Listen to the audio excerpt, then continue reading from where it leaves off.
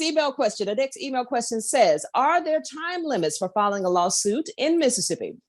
And are there any situations that would allow you to sue after that time limit has passed?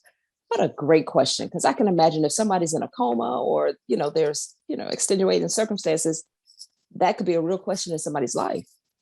I just had a case where this happened. Generally the statute of limitations is 3 years. I had a client bring me a case just a few weeks before the statute ran. I had to run to the courthouse, file the case.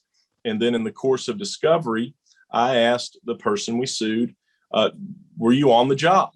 And a lawyer for them objected, didn't answer. I had to ask the court to make them truthfully answer that question. Turns out they were on the job, and their employer was I was able to bring them in the case after the 3 years. Because had they answered that question truthfully at the very beginning, I would have been able to have them in the suit in time to beat the statute. You don't want to do that, though. It's always risky to do that. You want to always try to file your case before the statute of limitations, because that's a rare exception that I was able to get them brought in. So to answer the question, the general rule is you got 3 years in Mississippi to bring your case. However, if it's a medical malpractice case, it can be 2 years.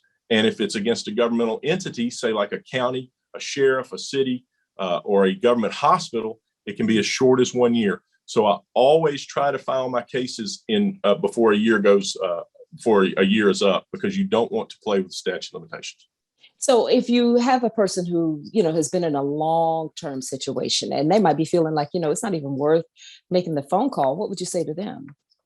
Well, Morgan, I think that's the goal of the insurance company. I mean, the number one tactic is delay, delay, delay. And it beats people down. You remember that movie, The Rainmaker, John Grisham, that book? Yep. Or stupid. We're going to deny your claim so many times that you're going to give up. That's why a lawyer who is well-versed and who is ready to fight and who does fight with insurance companies, because they're not going to wear me down. But there you go. But they wear people down, and that's by design. Now, having said that, would you even step into another subsidiary of the medical field, if you will, like a nursing home or private health agencies, instead of going directly against hospitals or big companies like that? Do you and your firm actually take on those type of cases where the insurance company just doesn't want to fulfill a claim on a smaller level? Okay, so what I think you're asking about is, say you have like a health insurance policy and they don't pay a covered claim.